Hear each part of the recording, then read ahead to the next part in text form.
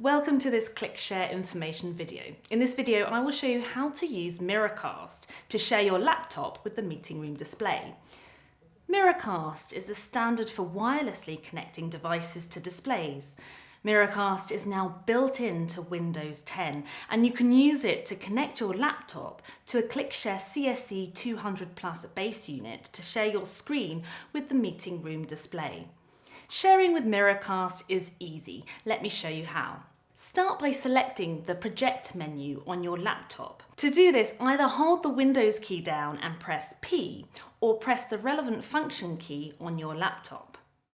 Now click the Connect to a wireless display link. Click on the base unit or meeting room display you would like to connect to, and your screen should be shared with the meeting room display. You can share static content such as images and files.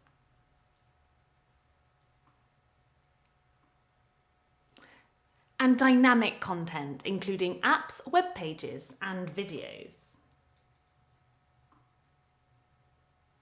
In fact, everything on your screen can be shared with the meeting room display.